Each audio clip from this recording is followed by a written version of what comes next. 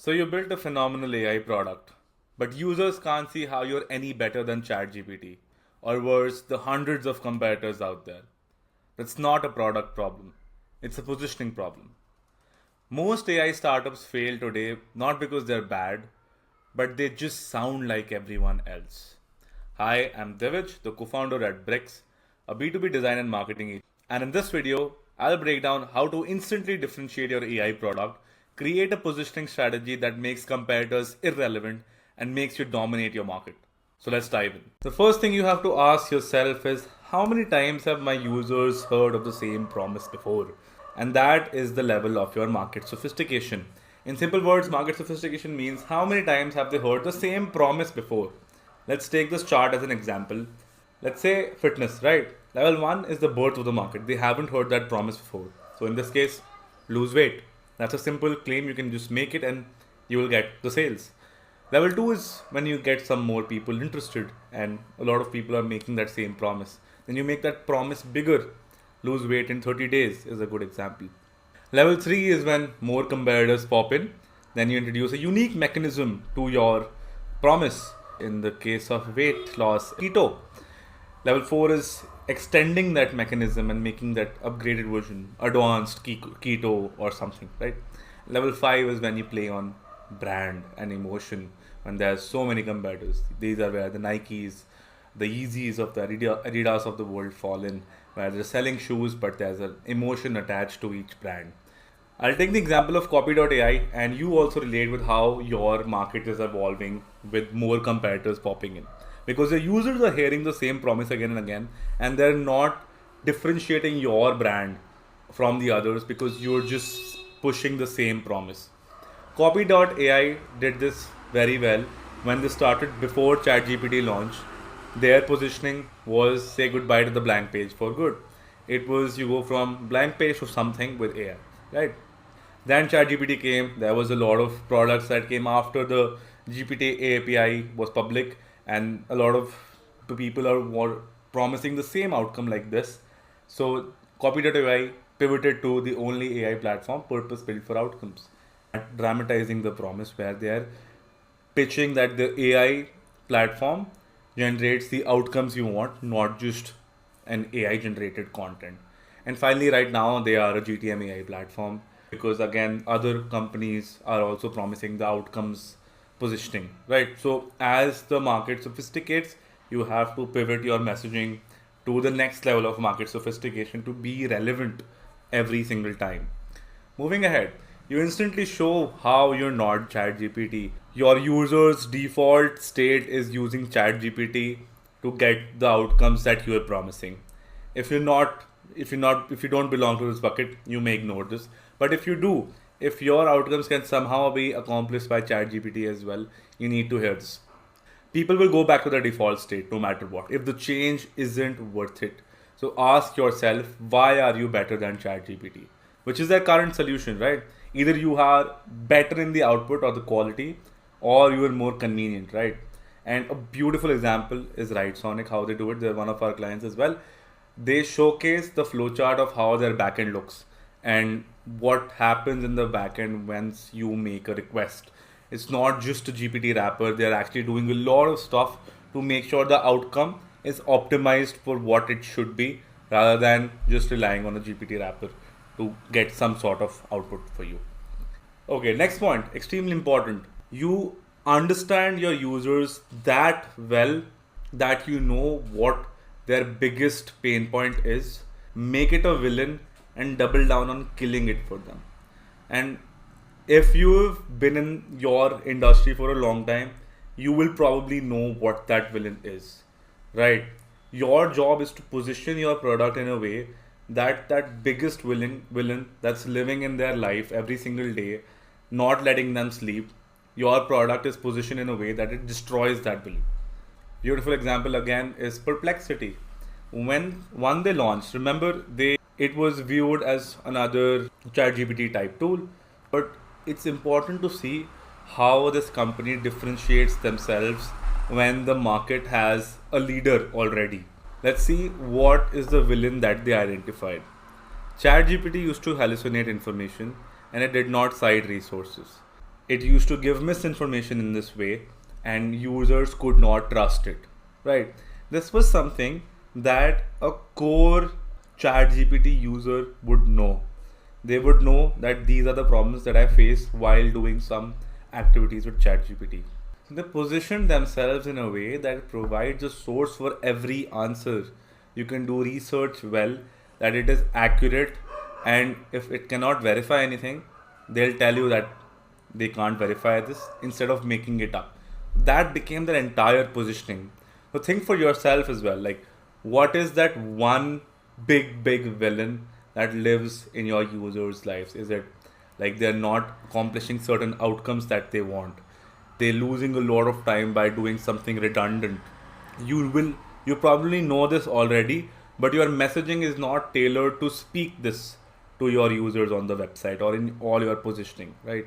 So if you, and another example, very cool example, Harvey.ai, they position themselves as beating the villain that is generic AI that isn't legally accurate.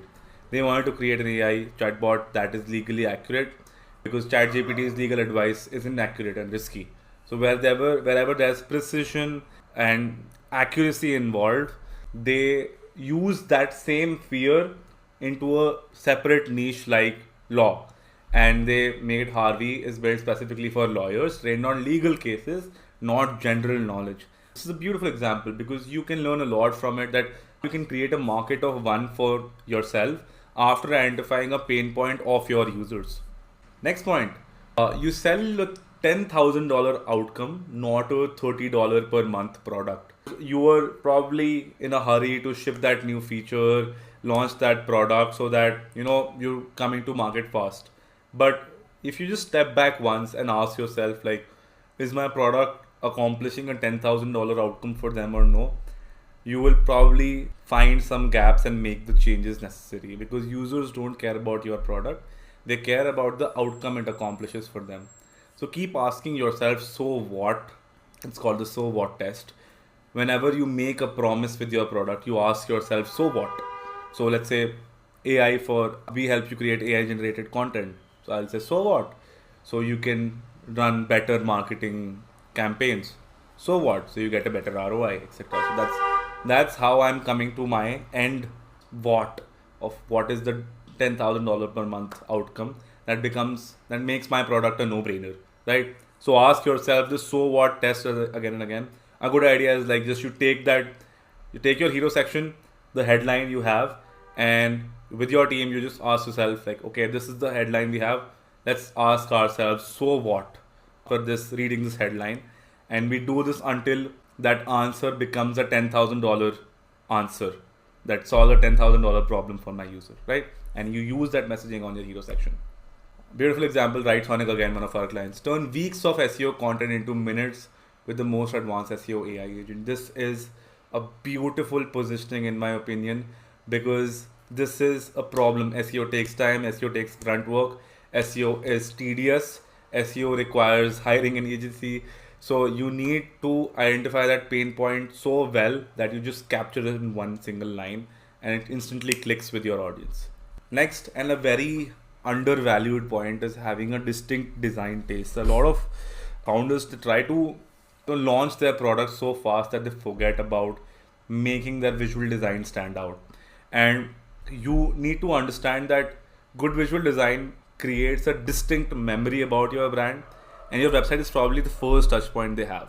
So it has to be special and memorable. And I say this now, especially at this point where AI products are launching so fast that you probably don't know 10 competitors of your launched yesterday and they've already pitched your users about the same outcome. There needs to be some sort of experience level differentiation. They feel with you, that they feel different, interacting with you in every way, and your website and the product, everything matches that feel. Good example, Perplexity, a distinct design language that makes me remember that this brand is something different. Now next, you can give your AI a personality, right? Claude by Anthropic, ChatGPT by OpenAI. There's a reason they didn't use names like Anthropic AI chatbot or OpenAI chatbot. You give your product some personality and make that name stick. it helps you make your users familiar with you by giving your product a personality. This is not a necessary point because it won't be applicable to everyone, but if it applies to you, you may want to consider this as an option because it makes your marketing around that personality now. Good examples are Pi, the first emotionally intelligent AI, and the AI companion who cares, Replica. And these are two very nice companies who use the personality of their AI as a character and sell them like that, right? Now, think deeply about this because you might be doing this wrong. This point is tap into your users' beliefs and don't contradict them. I oftentimes see AI products disagreeing or not aligning with their users' beliefs. And what I mean by this is there are certain set of beliefs that your users have accumulated over their experience, and in your marketing or in your positioning, if you say something that goes against that belief, they're most likely not gonna trust you because they'll feel you come from a different world. And I'll give you a very important example right now, and you audit your own brand's messaging to understand if you're making this mistake or not. So before I move to the example, I would highly suggest that you make a list of beliefs that your dream users have, and you keep it with you, and you go and read your marketing collateral, right? Website, all decks, etc., to see if you are contradicting that belief somewhere or no. And here's the example. Gong AI is a product that helps sales professionals close more deals. Their positioning is AI enhances sales, but people close the deals. Consider a sales manager at a corporation who has 30 years of experience and he's trying to introduce Gong in his company, right? And they have that belief that sales is about relationships and AI cannot replace human interaction. They're coming from that belief and they're going to stand by it until they die. So what would fail if you were Gong AI and you said AI can automate 100% of your sales process? That way, you're probably gonna lose that customer because it's against their belief system. So you don't want to do that and you want to align with it. So you position yourself as analyzing conversations, not replacing sales reps. And they sell it by saying that Gong AI gives you insights to close more deals. So you can focus on building the relationships, right? It's more of an assistant to the sales rep than replacing the sales rep themselves. So think for yourself that what kind of beliefs are you contradicting for on your marketing collateral. And next point, build micro AI tools to showcase output quality and lead generation. So this gives you three benefits right here. You probably would have heard of the strategy, a very common strategy, SEO strategy, that you build micro tools to attract backlinks and you increase your domain authority and then your blog's rank, etc., etc. But apart from that, what I am more focused on in terms of this video is you get them a taste of your output quality without them having to pay or sign up, right? And it will attract backlinks. You get marketing qualified leads to nurture, and those marketing qualified leads already know what your output looks like, and you have a chance of going viral on Twitter, LinkedIn, Instagram, whatever, if you market it well, right? So Social Sonic, one of our clients, they created this free AI LinkedIn headline generator. That's like, consider this. If your product does 10 things, what is that one thing that you can put on for free that lets users test how your product works? That doesn't cost you much money, right? So that's how you think about it and you make it live. Next point, understand prospect awareness and tailor your marketing messaging. Again, this is something that a lot of companies do wrong because they just want to get sales and they don't care about what kind of awareness a prospect has about the market, about your product, about their problem, right? So there's essentially 5 stages of prospect awareness. First, they're unaware. They don't even know if they have a certain desire or a need to solve a problem. I'm just existing in this world without knowing anything about your industry or your product or anything about that. Then I become problem aware. I know that I have a problem which is relevant to your industry. Then I'm solution aware. I know there is a solution that exists for this particular problem, but I don't know who you are yet. Then I become product aware. I know who you are, but I don't trust you yet. Then I become most aware, where I know you, I trust you. I just need that extra push to actually purchase from you. Every sale happens, it goes through this single flowchart. So keep in mind that your prospect goes through these 5 stages. Let's take AI doc for example. Unaware audience would be so AI for medical imaging and radiology. Their promise is that AI can help radiologists make better analysis. So unaware audience will get that message, okay, radiologists are analyzing more scans than ever, leading to fatigue and higher misdiagnosis rates. Okay. So that's implanting a problem that they might have. Not implanting, making them aware of the problem, right? Problem aware stage would be AI can assist radiologists by detecting abnormalities faster and reducing misdiagnosis. So think for yourself right now. What does your unaware audience, what does your prospect in the unaware stage not know about yet? They are not aware if they have that problem yet. So you need to figure out how to loop them into making that problem aware, either by making a desire available to them or by making a problem, making them aware of the problem, right? Problem aware would be, again, like I mentioned, AI can assist radiologists by detecting abnormalities faster and reducing misdiagnosis. Then solution aware is about product aware. In the solution aware stage, we pitch more about our product, what we do, how we do it, etc. Product aware is where we handle objections. When they know about us, but they don't trust us, we handle objections and we show proof that we work. Most aware stage is where we give them bonuses, discounts, incentives to actually make that final push. Use social proof wisely. Social proof is the most important thing you can use in your marketing, and most companies do it wrong, so you need to do it right to make it a competitive advantage.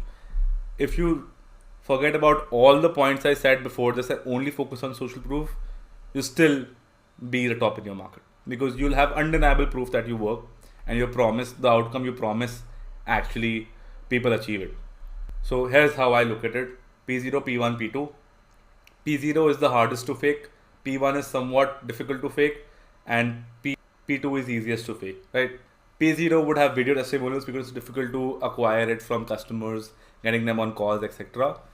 P1 can be sponsored content or influencer UGC content. That's somewhat difficult to fake. Easiest to fake is, let's say, numbers, basically number of users, customers, etc. Because there is no way I as a user can verify that information for you.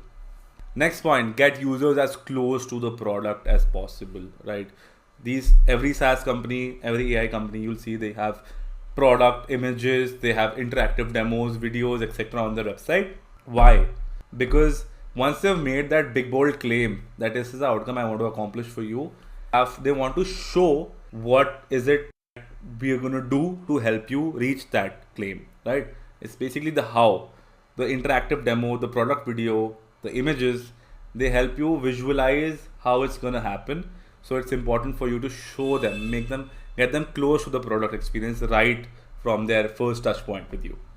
Lovable is a beautiful company with a beautiful experience to, just to make this example live, is the headline is amazing, idea to app in seconds, and then the chat interface is right there. You just give your prompt and you get the output that you're looking for.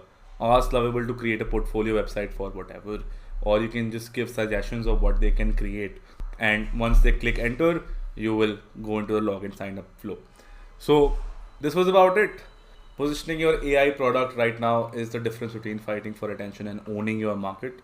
I run a design and marketing agency, Bricks. We help AI and SaaS companies build a category of fun. So you're not just competing, you're leading. So if you're interested, book a call with us at brickslabs.com and let's make your brand unignorable. Thank you.